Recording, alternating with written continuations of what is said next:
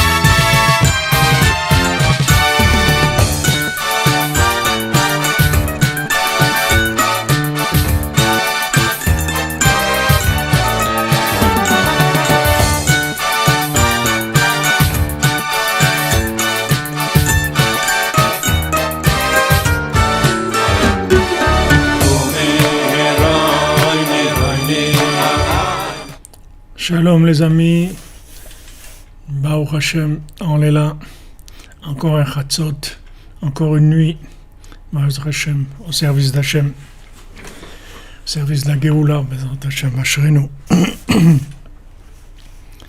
Alors, Bezrat Hashem, dans ces moments qui sont tellement importants, tellement primordiaux pour la délivrance du monde, Ashrenu, qu'on a eu le mérite de pouvoir entrer dans le cercle de Rabbeinu, dans la yeshiva de Rabbeinu. Alors, Bezrat Hashem, que la Torah de Rabbeinu, ça amène la Géoula en général, pour tout le monde, en particulier pour chacun, pour la guérison, la délivrance, les ivugim, la simcha, la confiance en soi, le shalom, la hava, la bracha, la parnassa, le yishuvadat, et l'enthousiasme et la réalisation de tous les rêves, Bezat Hashem. Tous les rêves, ça devient des réalités. C'est possible, Baruch Hashem.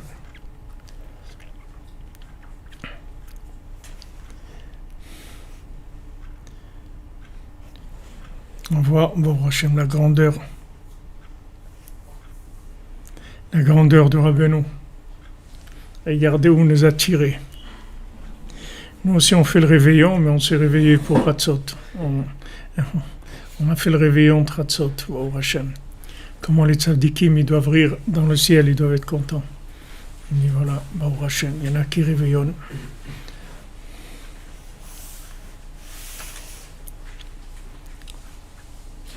Que des bonnes nouvelles pour tout le monde, Bezat Hashem. Alors on voit que dans la paracha de Vaïchi, excusez-moi, que Vaïchi Yaakov Beret Misraim Sheva Esre Shana Vaïm Yaakov Shne Chayav Sheva Shanim Ve'arbaim U'meat Shana. Donc Yaakov il a vécu en Égypte 17 ans et la vie de Yaakov c'était 147 ans. Alors Rabbi Nathan il dit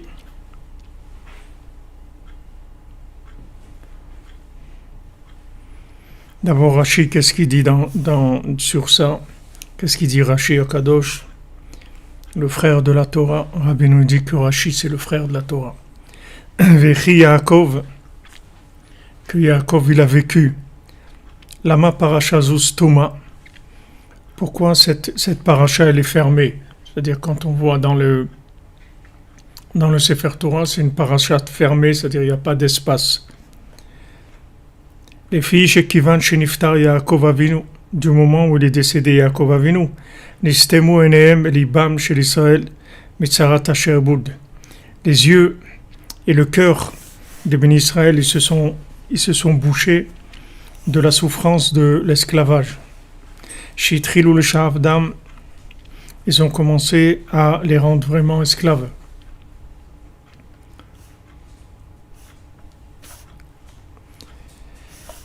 Une autre explication, Shebikesh le galot et aketz le bana venistam mimenu. Il a voulu,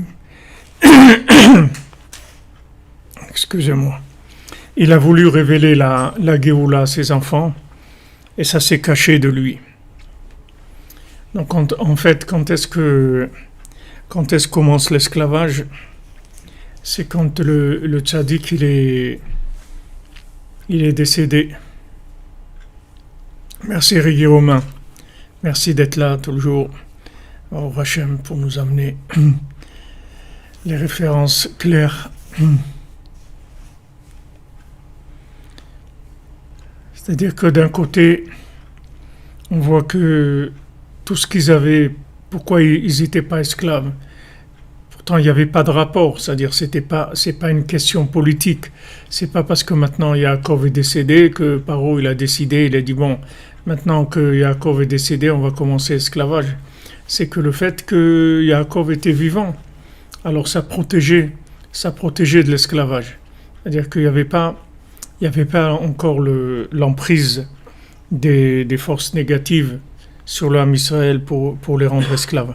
Du moment où Yaakov est décédé, alors ça a commencé la souffrance de l'esclavage, c'est-à-dire ils ont commencé à les rendre esclaves. Comme on a dit déjà, maintenant la mort de Yaakov c'est par rapport à nous, parce que comme c'est écrit que Yaakov l'omet, Yaakov il n'est pas mort, de son côté à lui il est toujours là. Mais les gens ils n'avaient plus la force de se connecter, alors ils sont rentrés dans, comme on a étudié ce matin, ils sont rentrés dans les mains, c'est-à-dire ils sont rentrés dans l'air de ce monde. Et l'air de ce monde, ça déconnecte du tzaddik, c'est ça qui s'est passé. Merci Déborah Al pour la tzedaka, pour la refoua de Rachel, David, Benjamin, Ben Dominique Déborah, Bezrat Hashem, Soudra Beno, par le mérite des 7 mendiants. Bezrat Hashem. Alors, de notre côté, c'est-à-dire que si c'est la différence entre la présence physique et la présence spirituelle, c'est uniquement par rapport à l'ère de ce monde. Si maintenant l'ère de ce monde rentre, c'est-à-dire si on fonctionne sur le mode de Esav, de l'ère de ce monde, alors ça nous déconnecte de la vitalité du tzaddik. Mais le tzaddik, lui, de son côté, il est toujours là. Seulement, il n'y a plus de facilité de connexion. C'est-à-dire que vous avez plus la ligne personnelle. C'est-à-dire qu'avant, il y avait, quand le tzaddik est là, alors lui-même, il fait la connexion. C'est-à-dire que sa présence, c'est la connexion. C'est-à-dire il permet à tout le monde de partager sa connexion. Maintenant, quand le tzaddik il est décédé dans la forme, dans le corps, alors il y a une recherche de connexion à faire, c'est-à-dire on passe en Wi-Fi. Avant, on avait le câble, on était branché sur le câble, on avait Ethernet, on est branché sur l'éternel, éternellement, avec Ethernet, et maintenant on passe sur la Wi-Fi. C'est-à-dire qu'il faut faire des efforts parce que il n'y a plus le câble, il n'y a plus le lien, comme on a dit, du cordon ombilical, comme on a dit ce matin. Il n'y a plus de cordon ombilical physique, mais les choses, elles sont toujours là, tout est toujours là, tout fonctionne exactement de la même manière, seulement la connexion, elle est différente, c'est tout. Alors quand maintenant, il y avait Yaakov, il y avait la connexion pour tout le monde, et pas de problème. Il n'y a personne qui tombait dans l'esclavage, c'est-à-dire il n'y a personne qui tombait dans le rapport avec la matière exagérée qui fait tomber dans l'esclavage. Parce que sa présence, elle retenait les gens de tomber dans l'esclavage, elle empêchait Paro d'avoir une influence qui était outre mesure sur le peuple. Du moment où le tzaddik il est décédé physiquement, alors maintenant on va avoir malheureusement 80% des gens qui vont se déconnecter parce que ils pouvaient pas, c'était trop difficile, c'était un effort trop difficile. Il y avait personne qui était là pour les encourager. Il y avait pas de moyen de se reconnecter pour les gens qui étaient dans la matière. C'est-à-dire qu'il y avait un problème d'exagération dans la consommation. Mais quand le tzaddik était vivant, c'est-à-dire c'est comme le veau d'or, c'est-à-dire tant que Moshe Rabbeinu était là, il n'y avait pas de problème, il n'y avait pas de manque. Parce que la connexion, c'est lui. Vous voyez de là que tout c'est le tzaddik. C'est pas le tzaddik, c'est pas quelqu'un qui est extérieur et qui vient nous renforcer. Le tzaddik, c'est tout. Il y a tout. Comme il a dit Yaakov, yesh li kol, moi j'ai tout. Le tzaddik, ça représente tout. Merci Caroline Sonia. Hachem vous bénisse. Caroline Soria, pardon. Hachem vous bénisse, vous et votre famille. Besrod Rabbeinu. Besrod des 7 mondiaux, Bezrat Hachem.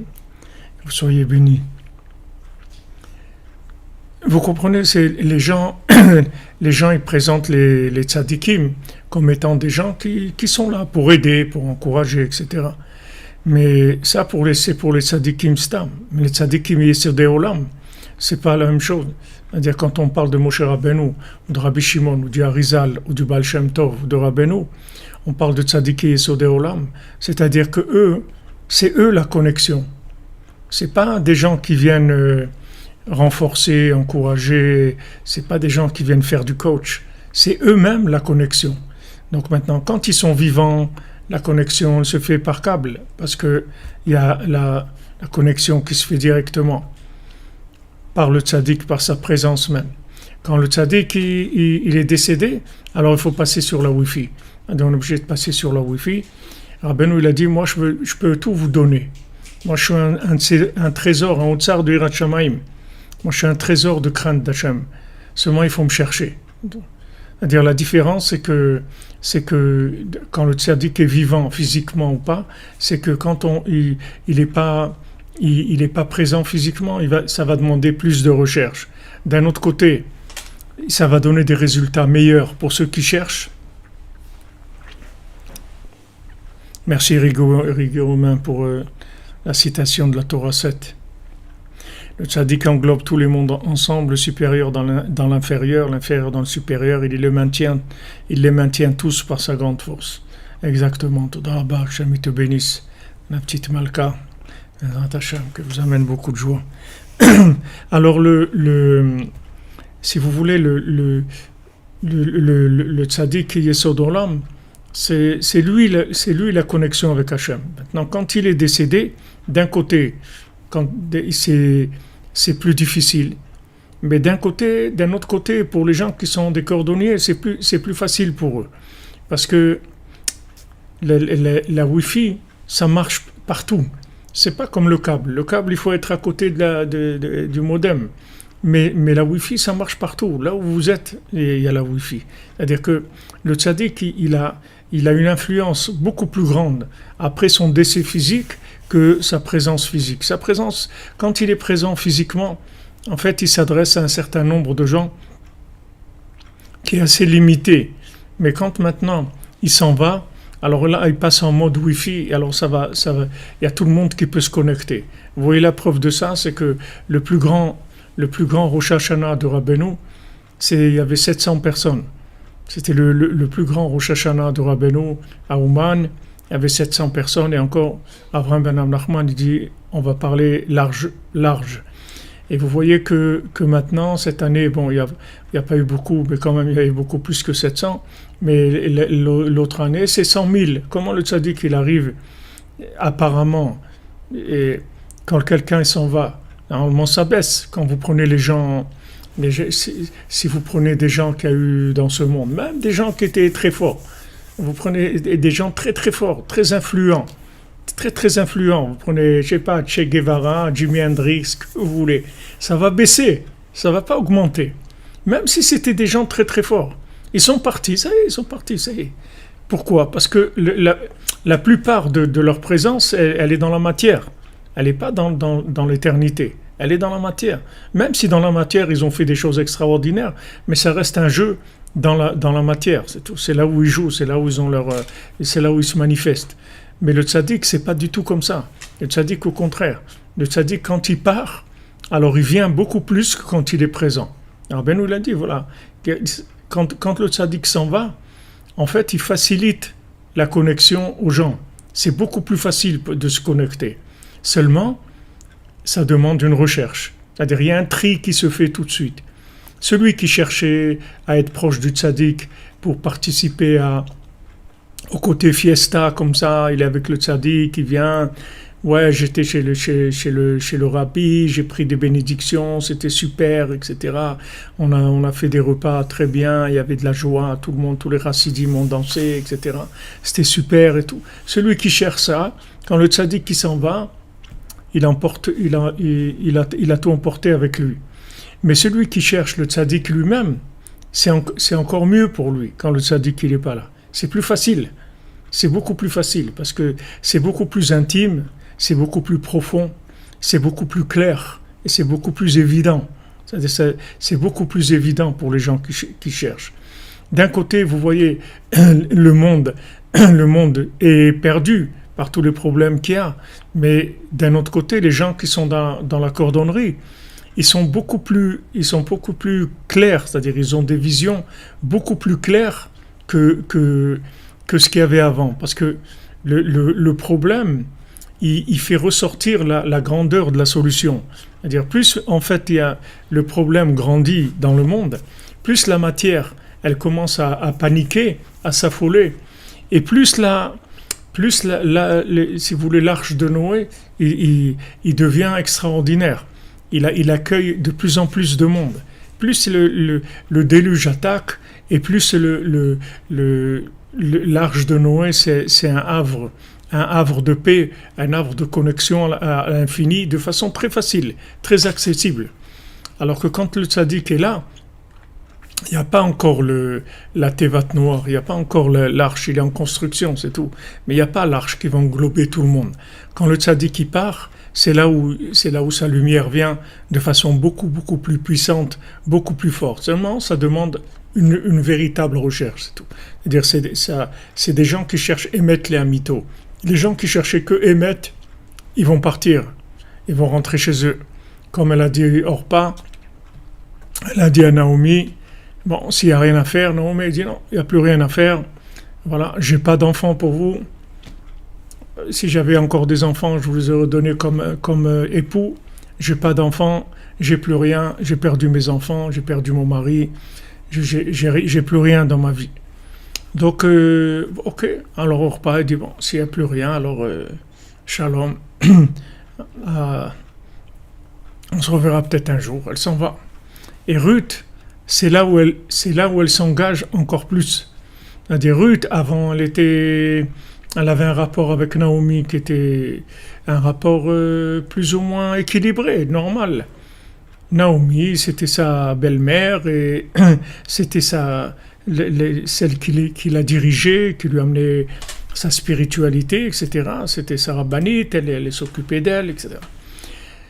Maintenant qu'elle a dit « j'ai plus rien », c'est-à-dire que matériellement, je suis déchu complètement, alors la réaction de Ruth, ça a été qu'elle a augmenté complètement la soumission à Naomi. Là, c'est devenu une soumission qui était entièrement maître-élève. C'était fini. C'est-à-dire le côté belle-mère, le côté famille, le côté des Eretz de ce monde, il était terminé. Ce rapport-là, il était terminé. Et elle a été claire. Elle a dit, là où tu mourras, je mourrai avec toi. Et si vous regardez dans Megillat Ruth, c'est-à-dire si on a le mérite un jour, Bezrat Hashem, qu'Hashem nous donne la force et la possibilité d'étudier des mefarshim qu'il y a sur la Megillat Ruth, vous avez le Al-Shir HaKadosh sur Megillat Ruth, c'est des secrets, des par milliers qui sortent de Megillat Ruth, c'est extraordinaire. Tous les secrets de la Torah qu'il y a dans la Megillat Ruth, c'est quelque chose d'incroyable, c'est une merveille, c'est une splendeur, les secrets qu'il y a dans Megillat Ruth. Donc, elle dit à Naomi, écoute, là où tu vas mourir, je vais mourir avec toi. C'est tout. C'est-à-dire que c'est le bitoul, c'est la soumission totale. C'est plus une soumission qui est dans un rapport, si vous voulez, un rapport social ou un rapport qui a un rapport normal de comportement de ce monde. Elle dit là où tu meurs, je meurs avec toi. Donc ça y est, c'est fini. C'est-à-dire que Ruth, c'est l'engagement total, la soumission totale. Pourquoi maintenant c'est la soumission totale? Parce que Noémie, elle est sortie de ce monde. Avant, c'était aussi une épouse, c'était une maman, c'était une mère de famille, c'était une femme qui était socialement, comme c'est raconté dans Megillat Ruth, elle avait une place sociale, elle était honorée par les gens, etc. Maintenant qu'a eu la punition de son mari, Elimelech, il a été puni parce qu'il a quitté Eretz Israël et il est mort, ses enfants ils sont morts. Et tous les gens, il disait, voilà, il appelait c'est celle qui a tout perdu, c'est celle-là, celle qui a tout perdu, etc. C'est la loser, elle a tout perdu. C'est comme ça qu'elle fait sa place sociale. Et dans ça, c'est-à-dire dans cette place sociale qu'elle a eue, c'est là où Ruth, elle a révélé son attachement et elle lui a dit, c'est jusqu'au bout que je suis avec toi. Je te lâcherai pas, du tout. Je te lâche pas, je suis avec toi.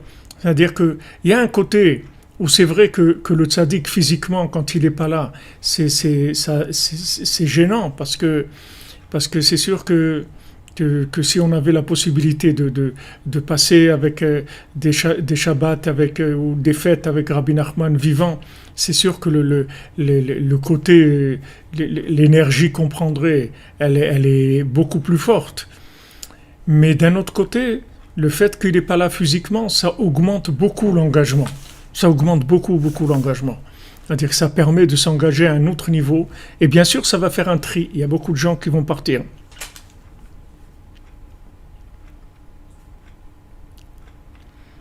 Ah, il faut dire le Wi-Fi, pas la Wi-Fi. Ah, ok. Alors c'est le Wi-Fi. C'est un débat, ça. Hein? C'est un débat.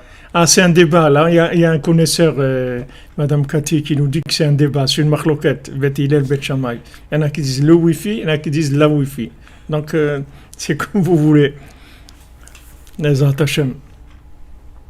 Voilà, exactement. Comme vous dites, Madame Gabali, vous avez bien résumé. Le tzaddik, il est plus vivant après sa mort que de son vivant. Donc, qu'est-ce que ça veut dire, il est plus vivant? Ça veut dire qu'il donne plus de vitalité, il a plus de facilité, il est plus présent, c'est-à-dire il étend beaucoup plus sa force de diffusion dans le monde. Seulement, il faut chercher, c'est tout. C'est ça la différence. C'est-à-dire la recherche, il faut chercher le Wi-Fi. C'est le Wi-Fi beaucoup plus. Il faut chercher le Wi-Fi plus qu'avant. Avant, c'était ouvert à tout le monde. Maintenant, il faut chercher. C'est tout ce qu'on nous demande. Mais par contre, si vous cherchez, alors là, vous arrivez à des révélations très fortes. Donc, quand il y avait Yaakov qui était vivant, alors il bloquait Paro. Sa présence, elle bloquait la possibilité de Paro de nous rendre esclaves. Maintenant qu'il est décédé, il fallait le chercher. Maintenant, le chercher, c'était difficile. Et la plupart des gens, ils n'avaient pas la force de le chercher. Ils n'avaient pas assez d'émouna pour le chercher. Donc, ça a commencé la descente. Mais cette descente, elle était faite en fait que pour monter beaucoup plus haut. C'était pour arriver à des choses beaucoup plus élevées. Mais au départ, ça a été une descente. Alors, Rabbi Nathan, il dit Vachi Yaakov beretz Mitzrayim 17 shana, que Yaakov, il a vécu 17 ans en Égypte. Mais voir ודברי רבנו ז"ל במדרש הבא, ובפרט בזוהר הקדוש, des parashat zot. Alors c'est écrit dans le Midrash Rabbah et particulièrement dans le Zohar sur cette paracha, sur la paracha de Vaïchi, sheotan 17 shana ayu ikar yemei chayav, que ces 17 ans, en fait, c'était le principal de la vie de Yaakov. Shechai besimcha venachat. Il a vécu dans la joie et dans la sérénité. Comme c'est écrit dans le Zohar. Et a priori, c'est étonnant.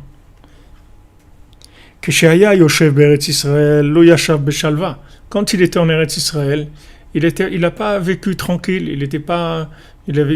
C'était pas de tout repos, comme on dit. Merci, Menana Alian, qu'Hachem vous bénisse pour la tzedaka de Rabbeinu. On connaît le mérite, comme vous dites, être connecté à Rabbeinu, le Olam Vaed pour l'éternité. Donc c'est étonnant. En Eretz Israël, Lo Yashav Shalva, il n'était pas tranquille, il n'avait pas de sérénité, de bonheur. Ou Beretz Mitzrayim, Shimakom Tame. Maintenant en Égypte, qui est un endroit impur, She'an Zitril Galut Mitzrayim, que a commencé l'exil d'Égypte, Shemaru et Chayem Sham Daika Yashav Beshalva, qu'ils ont rendu leur vie amère, principale. Alors c'est là-bas où il était bien, Yaakov Avinu. Alors c'est étonnant, c'est-à-dire là où maintenant il y a apparemment Eretz Israël, c'est Eretz HaKodesh, c'est la terre la plus élevée, là où il y a le plus de sainteté et tout. Là-bas, il a vécu difficilement. Maintenant, il va dans les 49 ports de la Touma, et là-bas, il a vécu heureux et tranquille. Alors, on ne comprend pas tellement l'attitude, c'est-à-dire comment il est le statut d'Eretz Israël, de Mitzrayim, le statut du tzaddik, c'est comment que ça fonctionne. Vous dites parce qu'il avait Yosef. Oui, c'est vrai. Il avait Yosef, c'est vrai. Alors Rabbi Nathan, il nous dit pourquoi. Ach kolze uidian sason vesimcha yasigu venasiagon vanacha. Cette question-là, c'est-à-dire tout ce statut-là dans lequel il se trouve Yaakov Avinu, c'est que ils vont atteindre la joie et l'allégresse et venasiagon vanacha. C'est-à-dire qu'il est écrit, voilà, ils vont atteindre la joie et l'allégresse, et la tristesse et le soupir, ils vont disparaître. C'est-à-dire dans ce verset-là, comme on voit que comment on atteint la joie et l'allégresse, en fait, c'est en repoussant la tristesse, c'est-à-dire l'atteinte de la joie. C'est-à-dire quand est-ce qu'on arrive à être vraiment joyeux, c'est quand on a éliminé la tristesse. On a éliminé la tristesse. C'est-à-dire que, comme on voit dans le début des 7 mendiants, c'est écrit, Rabbeinu dit, Esaper lachem, ech hayu smechim, mitor marashchora. Je vais vous raconter comment ils étaient joyeux de l'intérieur de la bile noire. C'est-à-dire, quel est l'endroit où ils se trouvaient dans la bile noire. Et là-bas, ils étaient joyeux. Donc, je vais vous raconter cette histoire des 7 mendiants, comment de l'intérieur de la bile noire, ils étaient joyeux. Donc, maintenant, on voit que la joie, c'est pas un état qui vient dans un contexte qui lui ressemble. C'est-à-dire, la joie et la sérénité, c'est pas le résultat d'une atmosphère c'est pas le hamac et la palmeraie, le soleil et la mer, et c'est pas là où il y a de la joie. La joie, elle est pas là. La joie, elle est dans l'endroit où il y a la tristesse, et il faut nettoyer la tristesse. Il faut enlever la tristesse. Il faut enlever les soucis, et là on trouve la joie. C'est là où se trouve la joie. C'est comme si vous cherchez de l'or. Alors l'or, il est dans la terre. Il est dans la terre. Il pousse pas dans des arbres. Ce qui pousse dans des arbres, ça a beaucoup moins de valeur que ce qui se pousse sous terre. Alors vous allez dans la terre, vous creusez, vous trouvez de l'or, et l'or, il est complètement mélangé avec de la terre. Il faut le sortir, il faut nettoyer, comme les diamants et tout. Il faut nettoyer, etc. Après, vous le trouvez. Donc la joie, elle se trouve pas dans un contexte qui correspond à la joie. La joie, elle se trouve dans un contexte qui apparemment est opposé à la joie. C'est là où il y a la joie, c'est là où il y a la sérénité. Donc, c'est pas les endroits de kiff qu'il faut chercher. C'est pas les endroits où on va kiffer. Il faut chercher, c'est là où on va se battre. Là, on va se battre pour être joyeux. C'est ça la joie. La joie, c'est quand on sort de son lit à Chatzot, on repousse nos couvertures et on sort du sommeil. On sort de la sitra hara qui nous a attrapés dans le sommeil et qui nous dit continue à dormir parce que tu es fatigué, il fait froid, c'est l'hiver, etc. Et on arrive à enlever les couvertures et à sortir. Ça, c'est la joie. La joie, c'est le résultat de ça. Parce que la joie, elle se trouve elle-même en exil dans ces endroits-là. Donc quand on a chassé Yagon Ve'anacha, la tristesse et le fait de soupirer, de pas être bien, on a éliminé ça. De ça on va voir la joie. Donc on voit pourquoi le 7e mendiant il n'a pas été raconté, parce que en fait c'est la clé de cette chose-là, le 7e mendiant. Le 7e mendiant qui n'avait pas de jambes, c'est-à-dire la clé c'est ça, c'est que la clé c'est la simra. C'est-à-dire que maintenant les gens ils disent ouais mais moi j'ai pas de raison d'être joyeux, j'ai beaucoup de soucis, etc. Mais c'est le contraire. C'est parce que tu as beaucoup de soucis que tu as beaucoup de raisons d'être joyeux. Il dit mais comment? J'ai des soucis. Il dit cherche dans les soucis et là-bas se cache la plus grande joie et la plus grande sérénité. Amen. Merci Jean-Marc Getch, pour vous aussi, que des bonnes nouvelles. כל זה הוא עניין ששון ושמחה ישיגו ונס יגונו הנחה. שעיקר שלמות השמחה בו יתברך, שזה עיקר החיות, c'est-à-dire la joie dans Hachem, qui est la principale de la vitalité, c'est-à-dire la vitalité principale qu'on a, c'est la joie dans Hachem. הוא כשמתגברים לחטוף את היגון והנחה, להפכו לשמחה. C'est quand on se renforce pour attraper la tristesse et les soucis et les transformer en joie. C'est ça la véritable joie. Que ça c'est le tri des Chalei Tumurot, c'est-à-dire des palais Mot à mot, ça veut dire des palais d'inversion. Il y a des palais d'inversion. Ces palais d'inversion, comme on a vu dans les contes, il y a un palais qui est le Lotov, là où se trouve la princesse, elle se trouve dans le palais du Lotov. C'est un super palais, c'est magnifique, il y a de la musique, il y a une atmosphère extraordinaire, il y a des mets, du manger extraordinaire, il y a des saltimbanques, des gens qui font du théâtre, des choses pour rire, etc.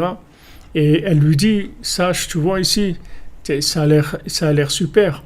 Eh ben, sache qu'ici, c'est la maison du Lotov. Et tu ne peux pas me faire sortir d'ici. Pour me faire sortir d'ici, il faut que tu cherches à un autre niveau. Il faut que tu ailles pendant 1 an, tu vas faire Itbo des doutes. Et tu vas vouloir me faire sortir. À ce moment-là, tu pourras me faire sortir d'ici. Donc, pour trouver la montagne en or et les châteaux en pierre précieuse, il ne se trouve pas dans le palais du Lotov. Le palais qui est dans le château en pierre précieuse, c'est une autre dimension complètement.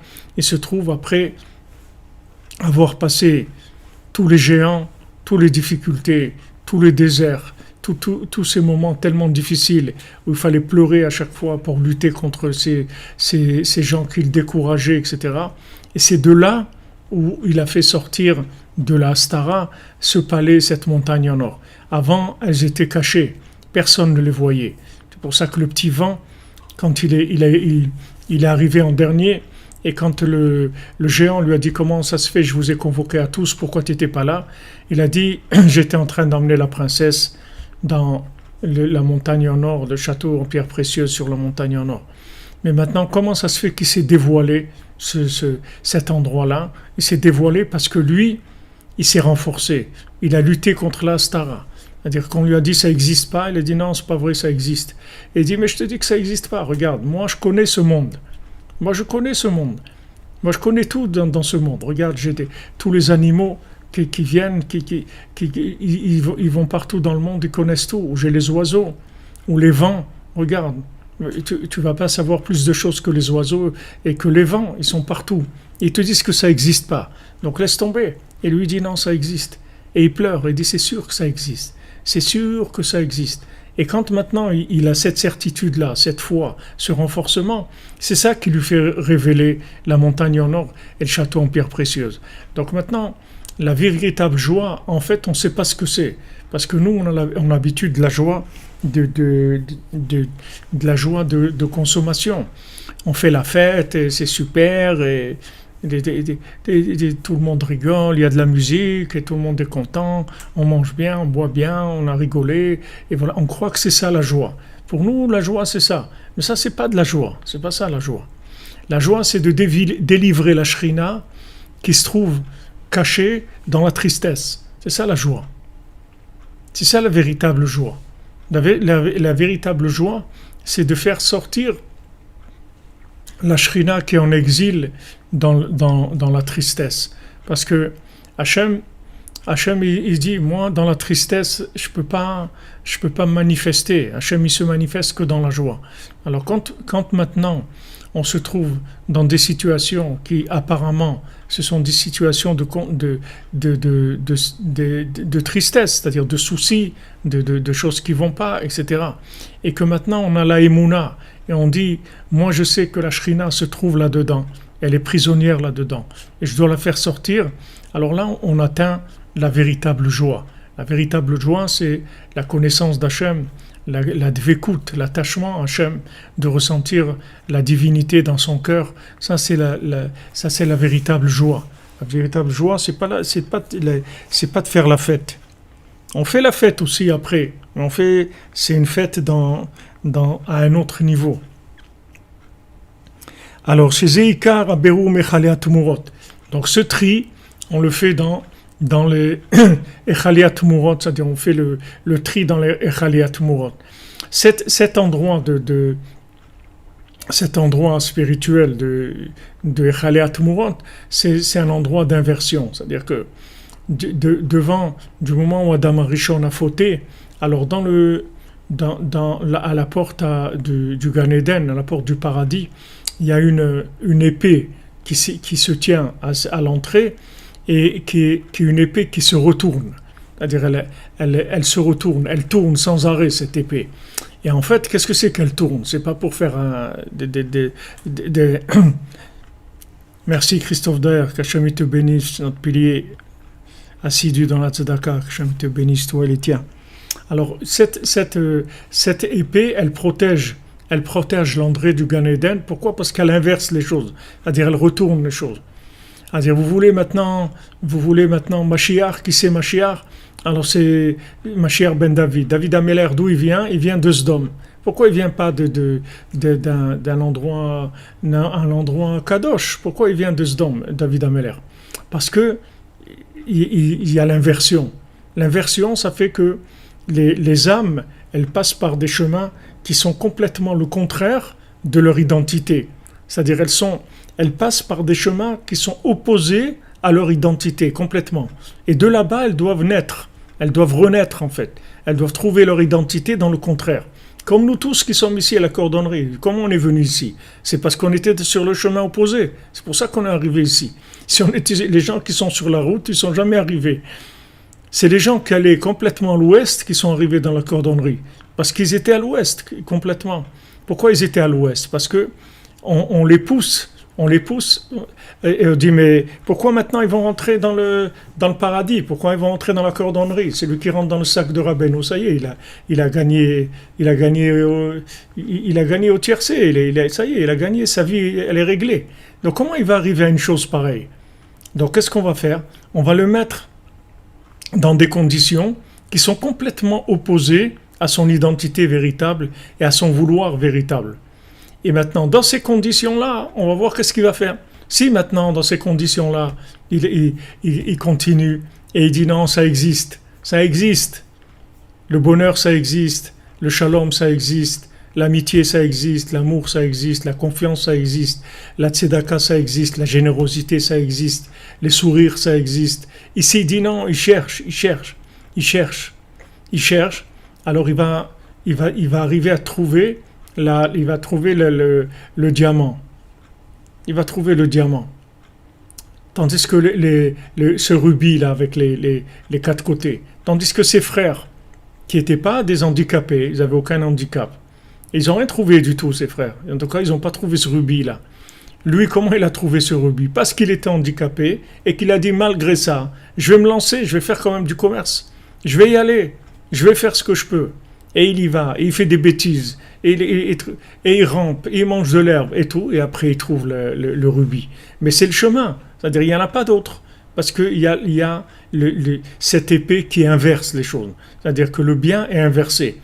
Nos sages eux-mêmes, ils nous disent, faites attention aux enfants des gens qui sont des ignorants, parce que c'est d'eux que va sortir la Torah.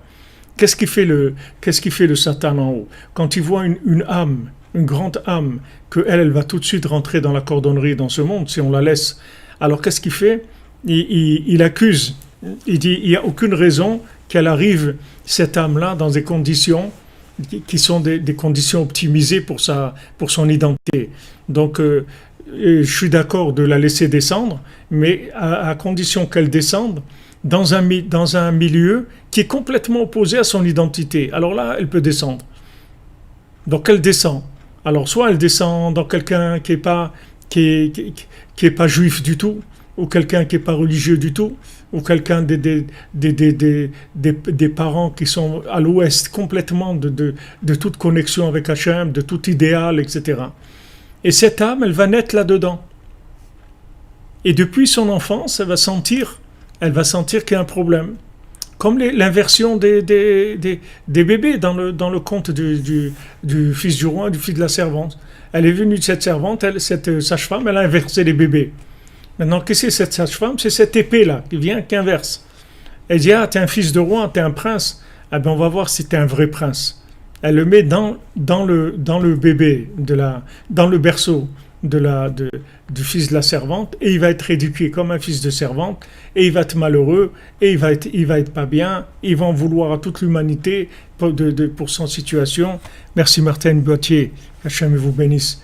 Il va en vouloir à tout le monde, et il va croire qu'il est, comme on dit, le martyr du monde. C'est un martyr. Pourquoi? Parce que tout le monde lui fait du mal et tout le monde lui veut du mal. Et ce qu'il ne comprend pas, c'est qu'en fait, sa sensibilité, il n'y a personne qui l'a autour de lui. Qu'il est dans un contexte, il n'y a pas. C'est comme quelqu'un qui, comme Rabbeinu dit, quelqu'un qui vient dans un milieu de gens qui sont sourds. Et lui, il entend de la musique. Alors il commence à danser. Et il regarde les gens, et les gens, ils le regardent. Et il dit, t'es malade ou quoi? Qu'est-ce qui t'arrive là? Tu peux pas te tenir tranquille comme tout le monde? Et lui, maintenant, quand il lui dit ça, il comprend qu'ils n'entendent pas. Parce que s'ils avaient entendu la musique, ça fait longtemps qu'ils seraient levés danser. Donc maintenant, il rentre comme notre cher Maran, c'est-à-dire il rentre en exil de lui-même, il se cache, parce qu'il dit, attendez, si je leur dis qu'il y a de la musique, ils vont me tuer, parce que je vois bien qu'ils ne savent pas qu'il y a de la musique. C'est normal, ils sont sourds. Ils sont sourds, ils n'entendent pas la musique, donc ils ne comprennent pas que quelqu'un va danser. Donc ils décident de danser en cachette. Il danse dans son lit, ou il danse dans sa douche, ou il danse quand on ne le voit pas. Mais il ne peut pas danser devant eux, parce qu'ils vont le tuer. Donc ça, c'est, si vous voulez, ce qui s'appelle les Khaliat Murot.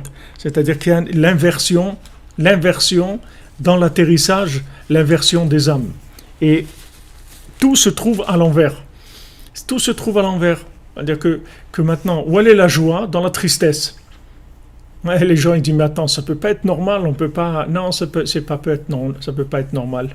C'est comme ça, c'est tout. Adam Arishon il a inversé le monde.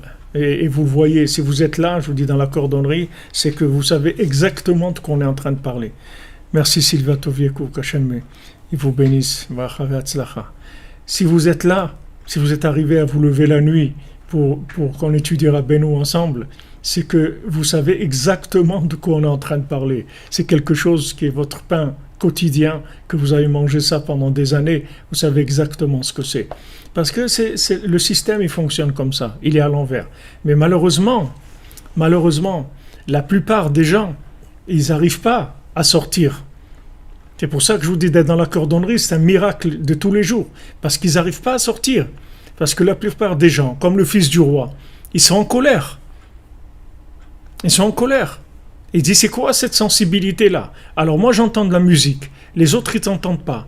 Eux, ils me prennent pour un fou. Moi, je les prends pour des fous. Mais je ne vais pas vivre comme ça. C'est impossible de vivre comme ça. Parce qu'il ne sait pas ce que ça veut dire d'entendre la musique. Il ne comprend pas que c'est une valeur extraordinaire. Donc la plupart des gens, qu'est-ce qu'ils font? Ils laissent tomber, c'est tout. La plupart des gens, ils se rangent. Ils se rangent dans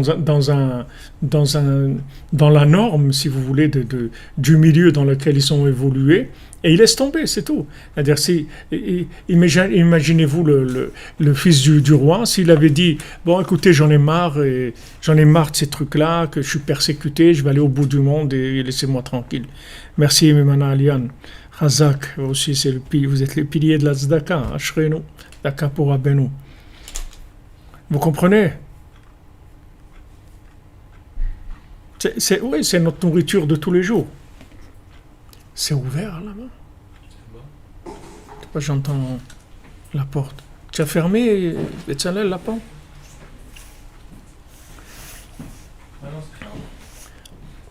Vous comprenez, le système, il fonctionne comme ça. C'est la nature de la spiritualité. Donc vous verrez que tous les grands tzadikim, tous les gens qui ont fait des choses hors normes dans ce monde, ils sont passés aussi par des situations hors normes. Eux aussi sont passés par des choses qui étaient extrêmement désagréables, extrêmement difficiles. Et de là, ils ont grandi, ils sont sortis parce que ils avaient confiance dans le bien qu'il y avait en eux. Ils avaient confiance en eux. Et si vous n'avez pas confiance en vous, vous ne pouvez pas vous trouver ici. C'est impossible. Parce que le contexte dans lequel vous allez atterrir, où on va vous parachuter, c'est le contraire de votre nature, complètement. C'est-à-dire, tout de suite, vous allez vous sentir mal.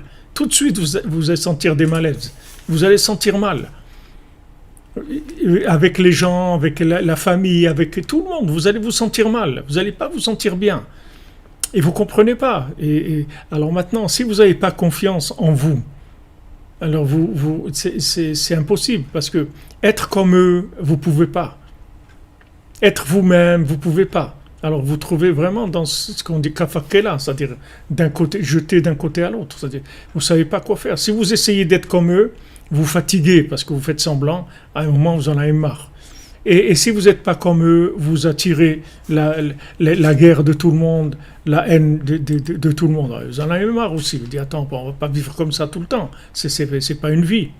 Là, les gens comme David Ameller, comme Rabbi Nathan, comme Rabbeinu, comme Rabbi Akiva, comme tous les tzadikim, c'est comme ça qu'ils ont grandi. C'est pas que maintenant, il y avait besoin de cette opposition pour grandir. C'est que leur identité, elle était là-dedans, elle se trouvait dans ce milieu-là. C'est dans ce milieu opposé qu'ils ont pu grandir. Rabbi Nathan, c'est parce qu'il était dans un milieu complètement opposé au message de Rabbeinu. C'est pour ça qu'il a trouvé Rabbeinu. Mais parce que c'était un homme honnête. C'était un homme honnête. Il était droit. C'est-à-dire, il dit, c'est pas ça, c'est tout. C'est pas ça, c'est tout. On lui disait, calme-toi, tu peux pas être comme tout le monde, voilà, on va te donner un poste de rave sur plusieurs villes et tout. Non, je veux pas. Qu'est-ce que tu cherches? J'en sais rien, mais je veux pas. Je veux pas ça, je veux pas ça, je veux pas ça. Je veux pas, c'est pas ma vie. C'est pas ma vie. Il se trouve, l'un des plus grands raves qui se trouve chez Rav Levi Yitzhak de Berditchev, il a des postes d'un niveau très élevé et il dit Zélo, c'est pas ça, c'est tout. Et il cherche. Et il sait même pas ce qu'il cherche, le problème. C'est que s'il savait ce qu'il cherche, alors il dit voilà, je cherche ça. Mais il ne sait pas ce qu'il cherche. Il y a un malaise, comme dans le conte du fils du roi, et pas du fils du roi, du fils du rave. Le fils du rave qui sent un malaise. Il ne se sent pas bien, il a un manque. Et son père lui dit, mais quel manque tu as? Tu es un érudit, tu es un homme d'un niveau très élevé par rapport à tout le monde. Laisse tomber, c'est quoi ce malaise? Il dit, je sens un manque. Il y a un manque. Mais il dit, mais qu'est-ce qui te manque? Je ne sais pas, j'ai un manque. J'ai un manque. Alors ses amis lui disent, va chez le tzaddik. Va chez le tzaddik. Alors il dit à son père, je veux aller chez le tzaddik. Son père lui dit, allez, laisse tomber. Toi-même, tu es un tzaddik. Qu'est-ce que tu vas aller faire chez le tzaddik? Qu'est-ce que tu vas aller là-bas, en Ukraine et tout? Qu'est-ce que tu vas faire là-bas? Pourquoi il te manque quelque chose à la maison? Tu es malade ou quoi? Qu'est-ce que tu vas faire là-bas? Qu'est-ce qu'il y a là-bas? Il dit, non, mais je suis allé chez le tzaddik. Merci Violette Poème, qu'Hachem vous bénisse pour la tzedaka de Rabbeinu.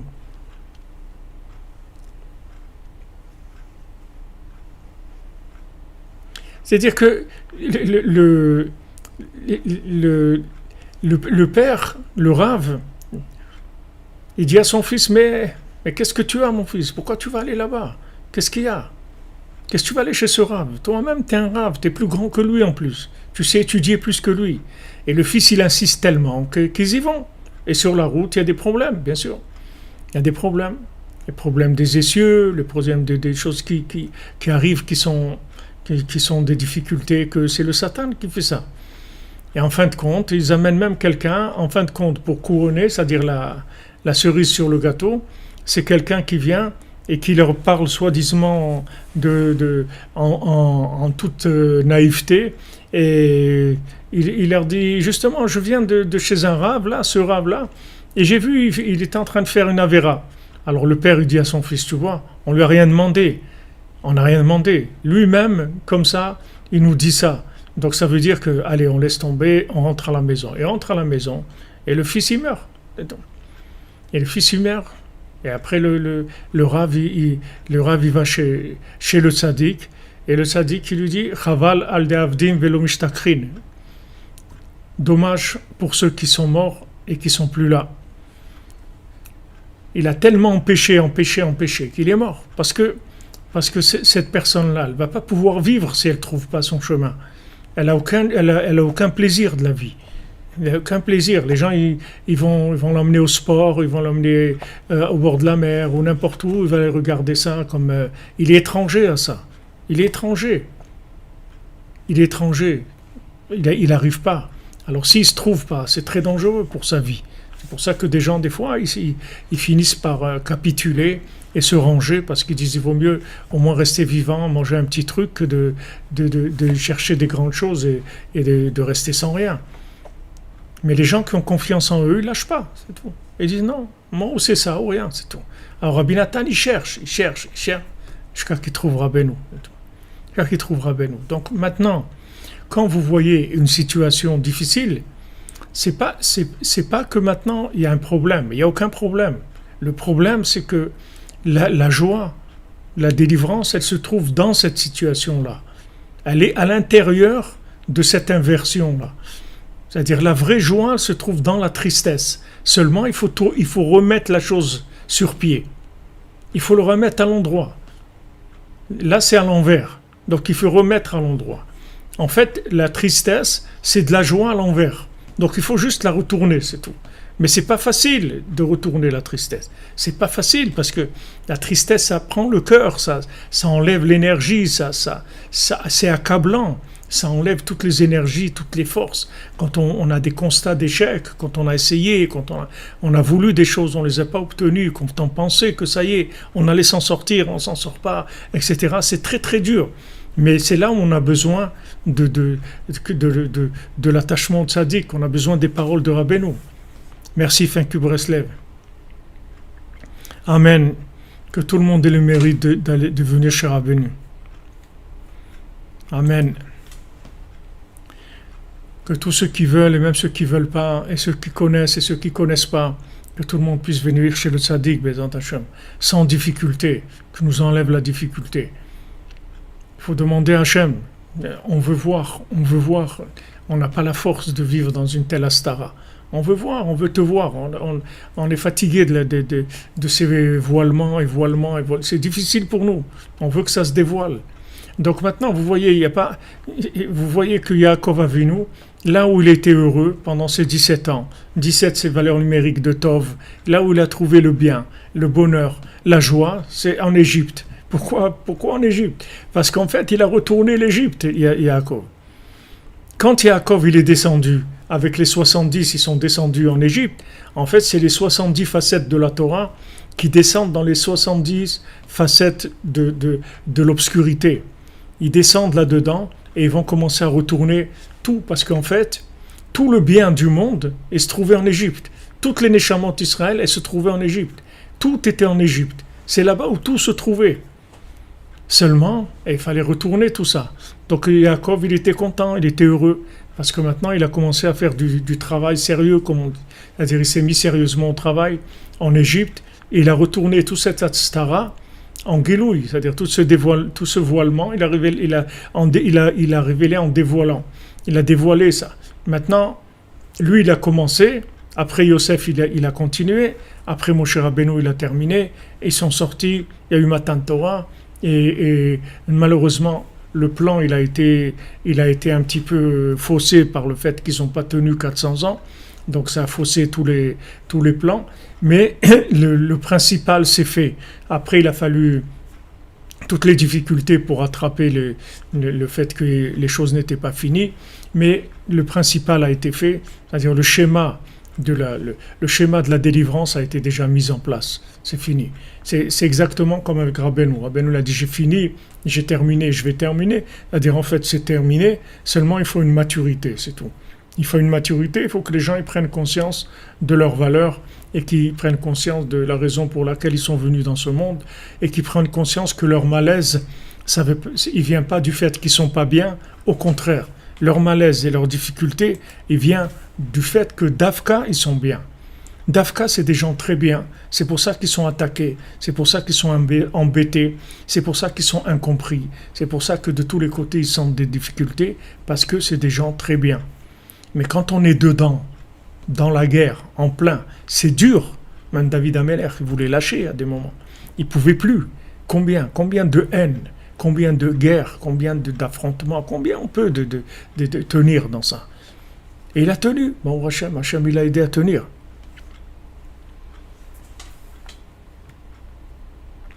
Amen, Mehdi, Amen. Merci pour ta tzedaka pour Rabbeinu, Bezat Hashem.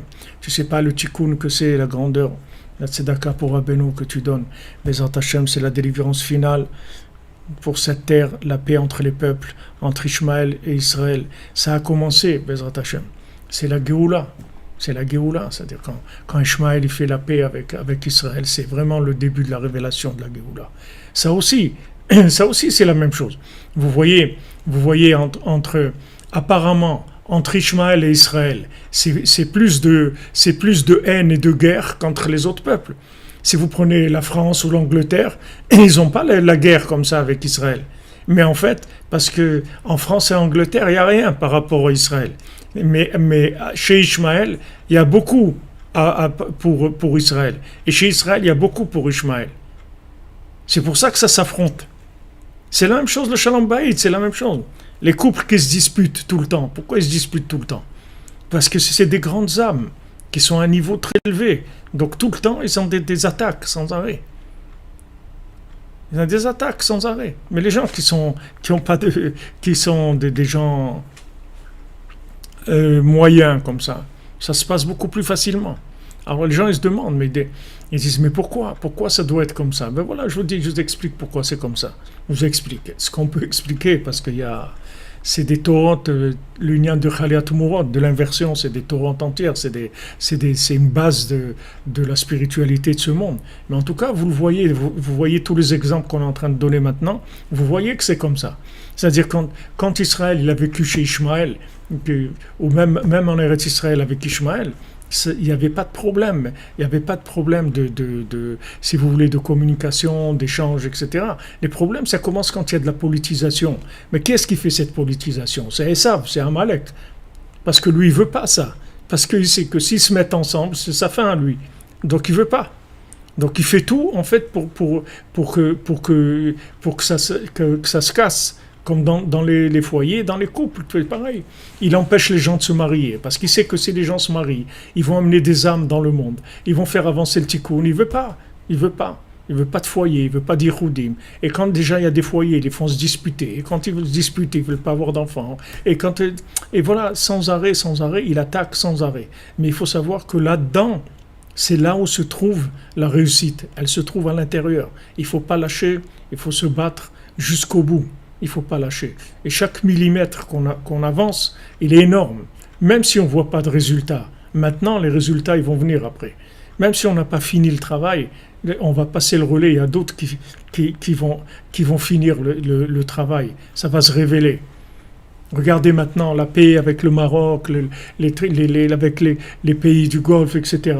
Qui est-ce qui aurait pu imaginer ça il y a 2 ou 3 ans? Vous aurez dit à quelqu'un et vous aurez dit allez, arrête de délirer.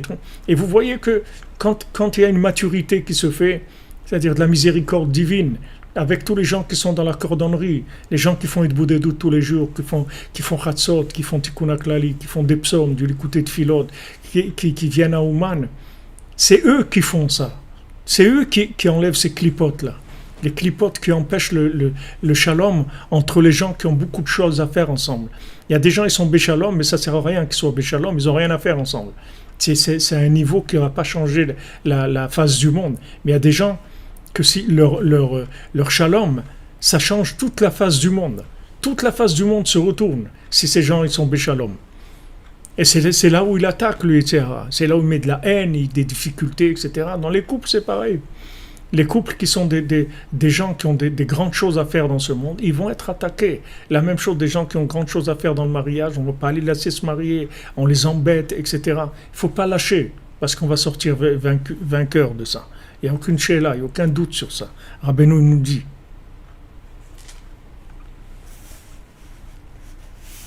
Regardez où on est aujourd'hui.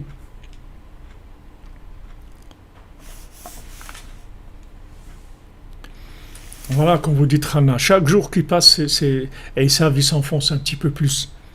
Chaque jour,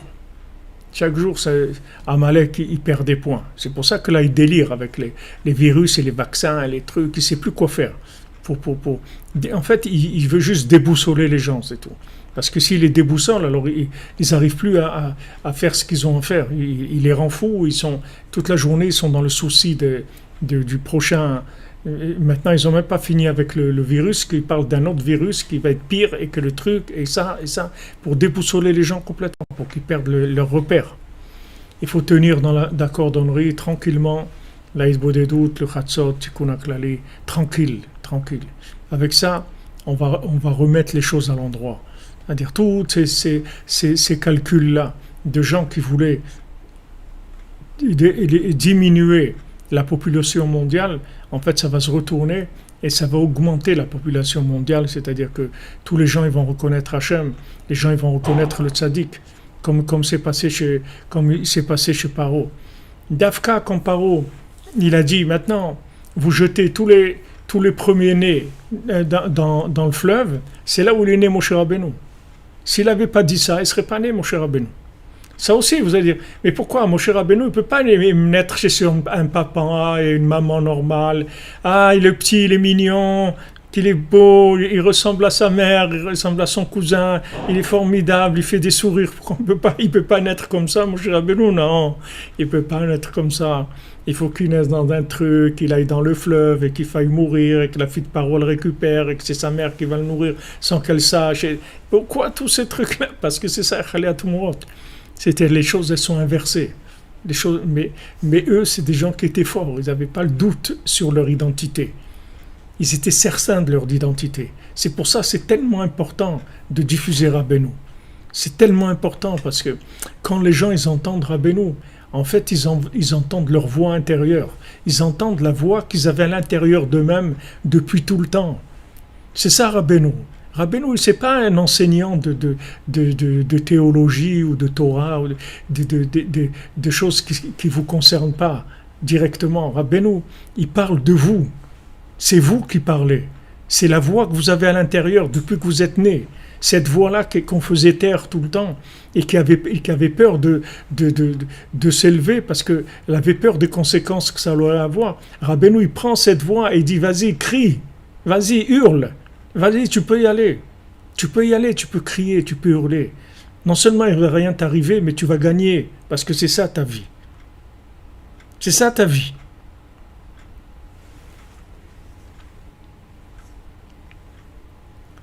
Vous comprenez? C'est pour ça que c'est important de diffuser Rabbeinu. Parce que vous ne savez pas comment ça fonctionne. C'est comme une mélodie, c'est-à-dire cette mélodie qui s'adresse à l'âme et qui va emballer l'âme et qui va la délivrer des clipotes, qu'enfin elle va avoir confiance en elle, cette âme, elle va commencer à vivre son rêve et ce qu'elle voulait. Elle dit, mais alors ça existait, mais j'en étais sûr, comme il y a des gens quand ils se rapprochent de Rabbeinu, ils disent, mais j'étais sûr que ça existait. J'étais sûr que ça existait. Vous voyez, comme il dit le second du roi, vous voyez que ces paroles-là, moi je les ai entendues de gens qui disent « J'étais sûr, quand j'ai trouvé Rabbi Nachman, ça m'a vraiment calmé parce que j'étais sûr que ça existait. » Qui était sûr que ça existait? Quoi? Qui était sûr? Ils ne peuvent pas expliquer exactement, mais je vous explique maintenant comment ça marche. Rabbeinu, il nous dit comment ça marche. C'est-à-dire qu'en fait, ils étaient ensevelis dans un monde qui était le contraire de leur nature. Et il y avait une voix intérieure qui s'exprimait plus ou moins clairement et qui leur disait, voilà ce que c'est à la vie, c'est ça que tu es, etc.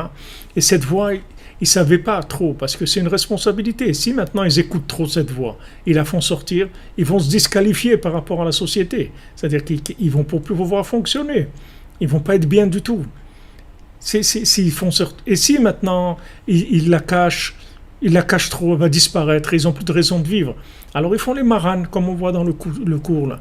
Ils font marane, c'est-à-dire d'un côté, ils jouent le jeu extérieur, on n'a rien vu, on fait comme si on n'a rien vu, on ne sait rien, on est comme tout le monde, et en cachette, ils développent leur intérieur, jusqu'à qu'il y ait une occasion qui se présente, et quand l'occasion se présente, ils disent voilà, c'est ça que je veux. C'est-à-dire quand le tzaddik qui vient les chercher, il dit mais tu es libre, tu ne te rends pas compte que tu es libre. Tu es libre, allez, vis. Alors quand ils entendent un maître comme ça, comme Rabbeinu, qui leur dit ça, enfin, ça y est, c'est la délivrance. Donc c'est pour ça qu'il y a une opposition tellement forte à Rabbeinu et à Rabbi Nathan encore plus, parce qu'ils ont un message qui délivre l'humanité. N'importe qui, n'importe quel être humain, n'importe quel animal, n'importe quelle plante, n'importe quelle pierre. C'est-à-dire c'est un message universel, pas que pour les êtres humains, pour tout ce qui existe dans le monde. C'est un message universel, c'est la délivrance de l'âme. Enfin, les gens ils vont découvrir leur identité. Ils vont voir pourquoi ils sont venus dans ce monde. Ça y est, c'est fini l'exil. Rabbi Nathan il a dit, mon Mashiach à moi, il est là, ça y est. Mon Mashiach, je l'ai. Pourquoi? Parce que je connais Rabbeinu, c'est tout. Du moment où je me suis rapproché de Rabbeinu, c'est Mashiach, c'est tout. C'est Mashiach. Mashiach, il va délivrer les gens de l'exil. Voilà, Rabbeinu, c'est ce qu'il fait. Il nous a sortis de l'exil. Il a sorti de l'exil de nous-mêmes. C'est-à-dire vivre des clowns dans une société, on fait semblant de travailler, semblant de trucs, de s'intéresser à ça, et que les gens ils discutent de la politique, on fait semblant de s'intéresser alors que ça nous ennuie de folie. Merci Menana, Hachem vous bénisse, que le tzaddik qui soit toujours avec vous, il vous mette dans son sac, et vous lâche jamais, Menat Hachem. Vous comprenez, c'est-à-dire que les gens ils parlent, et c'est barbant et tout, mais on peut même pas dire. Arrêtez de parler de ça, vous nous fatiguez et tout. Ils vont nous dire alors de quoi on va te parler? De quoi tu veux qu'on parle? C'est que vous savez même pas. Après, quand vous savez, des fois c'est encore pire. Parce qu'après, tu vas venir avec ton Ouman encore, tu vas nous parler de ton Ouman encore, on va te saouler avec tes Ouman et tes trucs. Alors qu'ils sont en train de parler des bêtises, des trucs, ils sont en train de parler vraiment de gens, des marionnettes qui font de la politique ou des trucs, vraiment des trucs qui n'ont aucun sens, qui amènent nulle part, qui ont vraiment, et maintenant si vous devez faire semblant d'être intéressé, sinon ils vont vous prendre pour un fou, et vous risquez d'avoir des problèmes. Vous risquez d'avoir des problèmes s'ils vous prennent pour un fou. Mais ça y est, quand vous trouvez Rabbeinu, vous libère. Ça y est, sois toi-même, vis, avance. Tu as le droit à la vie, roule.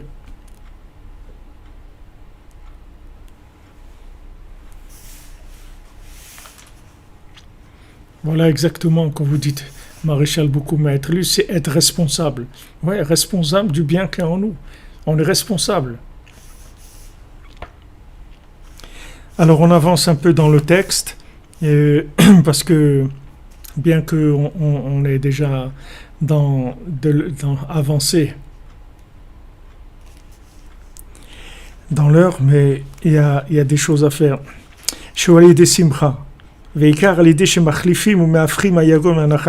Donc maintenant, qu'est-ce qu'on fait? C'est-à-dire comment arriver à la vérité? C'est par la joie. C'est-à-dire Rabbeinu, il nous donne la joie de la délivrance. Et alors on retourne la tristesse en joie. Alors maintenant, Rabbi Nathan il explique le principe général, comment il fonctionne. Parce que tous nos ancêtres ont fait les Avot, Akdoshim, Abraham, Yitzhak et Yaakov. Tout leur travail, c'était de révéler et de faire connaître Hachem dans le monde. D'accord? C'était ça leur but. Shirak bishvilze ba'adam la'olam hazeh. C'est-à-dire qu'on est venu dans ce monde que pour ça, pour connaître Hachem et le faire connaître. Kol simcha ve'achayut. Et toute la vitalité et toute la joie, c'est ça, c'est de connaître Hachem et de le faire connaître. Ve'zeprinat kol hagaliot she'ovrim al Israël. Et tous les exils qui sont passés sur le Ham Israël, she'ikaram hu galut hanefesh. Que le Ikar, c'est l'exil de l'âme. C'est pas l'exil physique, c'est l'exil de l'âme. Puisqu'on voit ici chez Yaakov Avinu que l'exil physique, c'était le contraire de l'exil de l'âme. Que justement, dans l'exil physique, c'est là où il est arrivé à la connexion de l'âme. C'est-à-dire quand l'âme, elle est loin d'Hachem, c'est ça l'exil véritable. Maintenant, l'exil, principalement, c'est la tristesse. Il y a un exil physique, mais il y a pire que l'exil physique. C'est l'exil mental, l'exil du cœur, l'exil de l'âme, qui est la tristesse.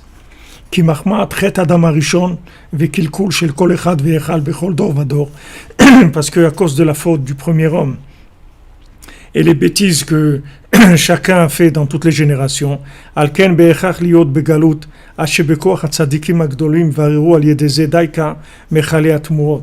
maintenant, on est obligé d'être en exil, jusqu'à que, par la force de tzadikim, on va pouvoir faire les choix, les tris, et sortir de ces pôles d'inversion, de sortir de l'inversion. C'est-à-dire que maintenant, Adam Arishon, il nous a mis dans l'inversion totale, d'accord? C'est-à-dire, au lieu de l'arbre de vie, il nous a amené dans l'arbre de la mort. Il nous a tout inversé. Il a inversé, il a mis la charrue avant les bœufs, la connaissance avant la vie, il a tout inversé. Après, cette inversion, elle a entraîné des vies inversées aussi, puisqu'il y a des gens C'est comme dans les dessins animés, là, quand ils tournent le panneau. Vous voyez, quelqu'un il vient, il met le panneau de l'autre côté. Alors tous les gens, ils vont là-bas. Qu'est-ce que vous voulez faire? C'est pas de leur faute. Ils ont vu le panneau, ils ont cru. La vie, c'est l'arbre de la connaissance. Il a tourné le panneau. C'est-à-dire le panneau, il était orienté vers l'arbre de vie, il est venu la tourner de l'autre côté. Alors les gens, ils vont vers là-bas. Et le fait qu'ils sont vers là-bas, ils sont tristes, comme on a vu. Tu vas le manger dans la tristesse. Donc ils sont tristes les gens. Pourquoi? Parce qu'ils n'ont pas de vitalité. Parce qu'ils sont à côté de la vie. C'est normal qu'ils soient tristes. Et tu prends quelqu'un, il est sous-alimenté. C'est normal. Qu'est-ce que tu manges? Il mange que des bêtises, des trucs qui rendent malade, qui donnent aucune énergie. C'est normal qu'il n'a pas d'énergie.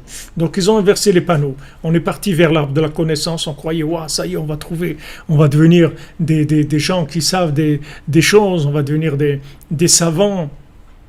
Comme il disait Rav Eliovitch à la Vachalom, des savants de Marseille, on va devenir des savants de Marseille, on va savoir des choses, et enfin ça va nous donner la vie, et plus on rentre dans la connaissance, on s'enfonce dans la tristesse et dans la déconnexion. Donc et comment on va sortir de là? On fait des bêtises parce qu'on est énervé, on est en colère, comme le fils du roi, il en a marre de cette vie, d'être un fils de roi qui vit comme un misérable, comme un esclave. Il est en colère parce que en lui il a une noblesse, il a des rêves, il a des choses en lui extraordinaires. Il en a marre de vivre comme complètement séquestré, enfermé dans de la clipa. Donc il s'énerve, il commence à faire des bêtises, à faire du n'importe quoi. Donc il y a besoin que les tzadikim viennent nous libérer et nous dire, les amis, venez, je vais vous expliquer quelque chose. Juste le panneau, il a été inversé, c'est tout. On va remettre le panneau du bon côté. C'est vrai que vous êtes tombé dans le panneau, comme on dit. Maintenant, on va remettre le panneau du bon côté. Sachez, les amis, que vous êtes des gens très bien, qui avaient une très grande valeur. Et c'est justement pour ça que toutes ces bêtises-là, elles vous arrivent et que tous ces gens, ils s'opposent à vous parce que vous avez une très grande valeur. Donc venez, commençons à valoriser, à faire sortir cette valeur-là, à l'exprimer dans l'Aïd Bodedou, dans le Chatzot, dans l'étude de Rabbeinu, dans le Tikkun HaKlali, dans Ouman. Venez, on va commencer à sortir ces diamants-là des poubelles dans lesquelles on les a mis. Veikar Aberur Alidea Simcha. Maintenant, le tri se fait par la joie, principalement. Par le fait que on va retourner la tristesse en joie. Chez Zeprinat Michirat Yosef le Mitzrayim. Ça, c'est le principe. Pourquoi Yosef il a été vendu en Égypte. C'est précisément parce qu'il a été vendu à l'Égypte qu'ils ont pu se maintenir en Égypte. S'il les avait pas devancés, il n'avait pas été là-bas, jamais il était conscient de ça, Yosef. Vous voyez, parce qu'il n'avait pas de haine sur ses frères. Il dit, vous avez pensé faire des bêtises. Mais Hachem, il avait un plan avec ça. Donc moi, je suis le plan d'Hachem, c'est tout. Et la preuve, regardez maintenant, c'est moi qui vous donne à manger. C'est moi qui vous nourris, c'est moi qui prépare le terrain pour la Géoula, etc. Donc il était conscient de ce qu'il était. Mais seulement quand c'était difficile. C'était difficile. Il est passé par des moments difficiles. Comment je katu qu'il est michia chez la chani elokim, voilà, pour la nourriture, Hachem nous a envoyé. L'ifnechem. Les michia, ça veut dire michia, c'est la nourriture, mais c'est mechaye, ça veut dire la vitalité. Hachem, il m'a envoyé pour aller chercher la vitalité, puisque vous êtes en train de vous asphyxier, vous n'avez plus de vitalité. C'est vrai que vous êtes en Eretz Israël avec Yaakov et tout, mais vous asphyxiez. Il n'y a pas de vitalité, parce que la vitalité, elle est là-bas, elle est dans l'inversion. Ki Yosef ou prinat et la avut la simcha, parce que Yosef, il représente l'enthousiasme et la joie. עד שאוחר גם יעקב אבינו בניו הקדושים כלל קדושת ארץ ישראל שירדו כולם למצרים. Jusqu'à que même, merci Violette pour Yolande Bat Maria, Bezrat Hashem, qui dit que des bonnes choses, Bezrat Hashem.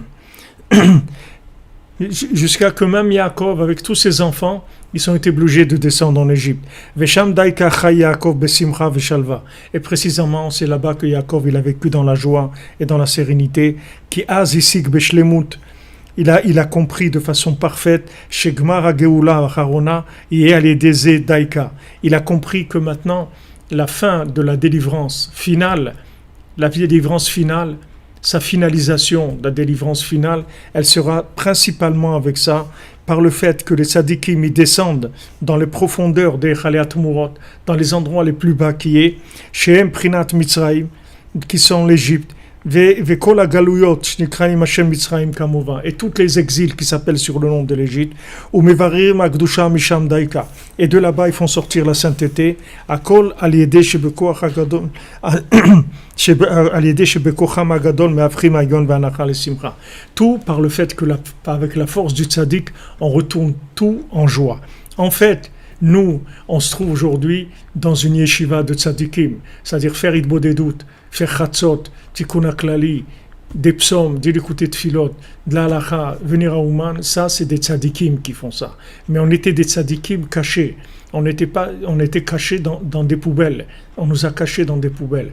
On nous a fait atterrir dans des poubelles. Et on n'était pas bien dans ces poubelles. Et là-bas, on nous disait, mais regarde, tu es dans une poubelle, tu ne veux pas être mieux que les autres. Regarde ici, il y a que des déchets. Pourquoi tu n'es pas bien ? Pourquoi tu n'es pas bien ? Sois comme tout le monde, c'est tout. Mais j'aime pas. Qu'est-ce que tu n'aimes pas ? Pourquoi tu n'aimes pas ?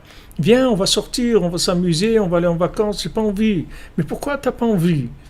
Qu'est-ce qu'il y a ? Et pourquoi tu n'as pas envie ? Pourquoi tu ne te calmes pas ? Pourquoi tu n'es pas comme tout le monde ? Et les gens, ils ont mal à l'intérieur, parce que c'est des tzadikim. Les gens qui viennent dans la cordonnerie, c'est des tzadikim qui étaient cachés. Ils étaient cachés dans des inversions. Et il n'y a que le tzadik qui peut nous sortir. Il n'y a personne qui peut nous sortir. On n'a pas la force nous-mêmes. Vous vous rendez compte la force qu'il faut pour imaginer quelque chose comme ça ? Pour imaginer ça, la cordonnerie. Imaginer ça, il faut être un génie. Il faut être quelqu'un qui est pas de ce monde. Mais le tzadik, il est venu pour nous délivrer. Pour nous dire, regardez, vous, ceux qui rampent dans la poussière, c'est vous les tzadikim. La preuve, regardez ce qu'on aime faire. Pourquoi on aime là ? Pourquoi on est levé là ? Parce qu'on aime ça. Qu'est-ce qu'on aime ? C'est ça ce qu'on aime vraiment dans notre vie. Tout le reste, c'est des bêtises. Mais ça, on aime. On le fait parce qu'on aime le faire. C'est tout. Comme je vous dis tout le temps, on est obligé de rien. On le fait que parce qu'on aime, c'est tout. Donc vous voyez qu'on est des tzadikim, parce qu'on aime, on aime ce que font les tzadikim. Qu'est-ce qu'ils font les tzadikim ? Idbo des doutes. Rabbeinu dit, il n'y a aucun tzadik qui est devenu tzadik s'il ne fait pas Idbo des doutes. Chatzot, qu'est-ce qui fait Tikkun Chatzot ? C'est les tzadikim. Qu'est-ce qui fait des psaumes ? Qu'est-ce qui fait Tikkun HaKlali ? Qu'est-ce qui vient à Ouman ?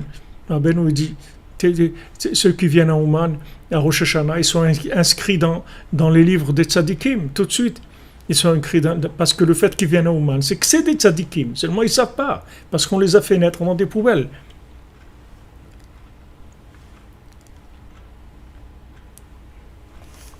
Chez Zeika, Prinat Aberur Mechaliat Murot, que ça c'est le principal du tri, de remettre les choses à leur place. Qui est Chaliat Murot Rotzim BFR, parce que les Chaliat Murot, c'est-à-dire les pôles d'inversion, ils veulent le contraire. Ils veulent tout retourner jusqu'à qu'on ne peut pas expliquer et on peut pas dire, on peut même pas expliquer leur pensée, leur façon de voir qui sont complètement inversées par rapport à la vérité. Qui enketz les divrei ruach, parce qu'il n'y a pas de fin à la bêtise. Si on commence à rentrer dans les explications de la bêtise, on va jamais finir de dire ce qui est leur bêtise. Velo yuchal hapel et daber, la bouche elle pourra jamais parler assez, et l'oreille elle pourra jamais se remplir de ça. Aval nekudat shel gedolah tzadikim amitim, mais le point des tzadikim, des grands tzadikim amitim, des véritables, même Rabbi Nathan, il ne peut pas dire tout le temps Rabbi Nachman, parce que lui aussi, il allait se faire tuer s'il disait ça. Déjà, il voulait le tuer, mais là, ils auraient Hashem Mishmo. Donc maintenant, le point de vérité de Rabbi Nachman, olé à la kol. Olé à la kol. Rosh Hashanah sheli, olé à la kol. À la kol. C'est au-dessus de tout. La vérité de Rabbeinu, elle est au-dessus de tout. Et eux, qu'est-ce qu'ils font ? Qu'est-ce qu'ils font les tzadikim ? Qu'est-ce qu'il fait Rabbeinu ? Ils retournent tout en bien jusqu'à ce qu'ils chassent la tristesse et on découvre enfin ce trésor de joie qui nous attendait, qui était là, caché à côté de nous, qu'on ne pouvait pas voir parce que c'était complètement inversé. Comme Lavan, il voulait tout inverser. Lavan, tout, il a inversé. Allez, tu veux Rachel, je te donne Léa. Tu étais ça, je te donne ça. Tout à l'envers. Tout retourner à l'envers. Mais Hachem, à travers ça, il a fait ce qu'il avait à faire, comme avec chacun et chacun d'entre nous. Donc, Baruch Hashem, Ashrenu, Matov Chalkenu, tous ceux qui sont dans le sac de Rabbeinu, c'est tous des tzadikim, mamash des tzadikim. C'est pas de la pommade ce que je vous dis, c'est de la vérité. Et croyez en vous et allez au bout de votre force intérieure, de vos convictions. Avancez parce que vous allez arriver à des choses extraordinaires dans votre vie. Vous allez arriver à des merveilles, vous allez des choses merveilleuses. Parce que toutes les âmes qui sont là, c'est tous des tzadikim. Et il faut avancer, il faut avoir plus confiance, il ne faut pas s'arrêter. Il faut plus et communiquer aux gens et aider les autres parce que c'est votre devoir d'aider les gens. Si vous êtes là, c'est que vous pouvez aider les gens, sinon vous ne seriez pas là. Si vous êtes là, c'est que vous pouvez faire beaucoup pour l'humanité, énormément. Énormément, il y a une très grande responsabilité. Parce que les gens qui sont là, c'est des gens capables. C'est des tzadikim. Seulement, ils ont été cabossés avec toutes ces inversions-là. On nous a cabossés, c'est-à-dire on nous a donné des mauvaises habitudes, on nous a donné des mauvaises connexions, on nous a donné des choses qui sont, on nous a collé des choses qui ne sont pas notre nature du tout. Donc d'un côté, avec Rabbeinu, il nous aide à nous débarrasser de ces choses-là. D'un autre côté, il fait briller la flamme pour qu'on puisse aider les autres, Bezrat Hashem. Voilà les amis. Ashrenu, on va aller regarder Rabbeinu ce qu'il nous a envoyé. On savait, avant d'ouvrir le livre, on savait qu'il y avait voir ça. On ne sait pas qu'est-ce qu'il y a. On ne sait pas ce qui va venir. On ne sait pas du tout. On se lance, c'est tout. Et c'est vous qui êtes merveilleux, que c'est moi, c'est merveilleux. Comme vous, c'est tout. On est dans les Yeshiva de Rabbeinu, c'est tout. On est tous des élèves de Rabbeinu. C'est ça qui est merveilleux. On est tous merveilleux. On est tous extraordinaires. Je dis tous les gens qui sont là. Ayez confiance en vous. Vous n'êtes pas des petites gens. Vous êtes des gens très grands. Mettez-vous à votre place véritable. Prenez vos responsabilités. Avancez parce que vous avez des grandes choses à faire. Ouais, c'est ça. Ils ont essayé de brouiller les pistes, comme vous dites.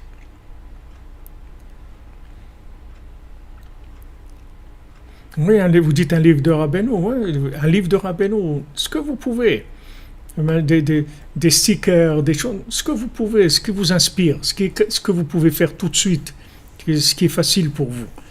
Ne faites pas des grands projets à long terme qui vont vous prendre des années. Faites ce que vous pouvez maintenant. Un petit sticker à l'arrêt de bus, un petit tikkun haklali dans un endroit, un truc. Faites ce que vous pouvez. Mais travaillez parce que vous êtes conçus pour ça. Vous êtes capable de le faire. Voilà les amis. Ashrenu matov chalkenu.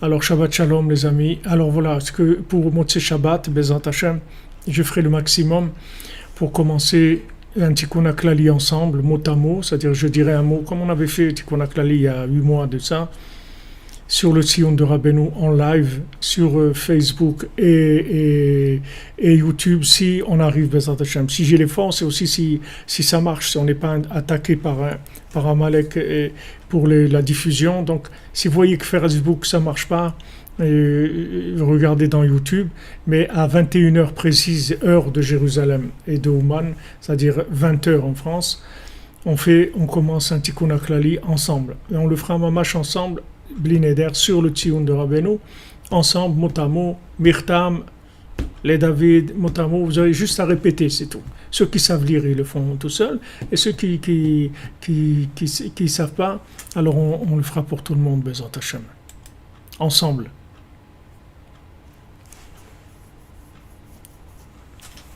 Shabbat Shalom, que des bonnes nouvelles. Portez-vous bien, les amis. Voilà, à 9h du soir, 21h, Motzei Shabbat. Shabbat Shalom, des bonnes nouvelles. Continuez dans la joie, les amis.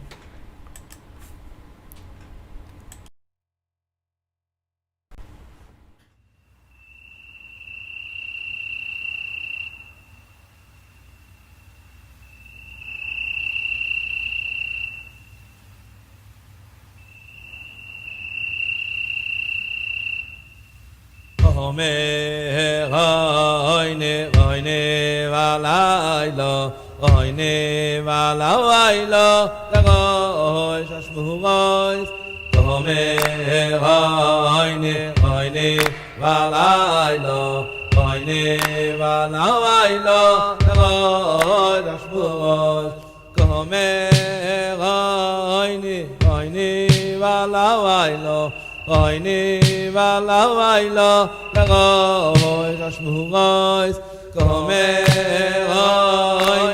oyne valailo oyne valailo legoy shashmugoy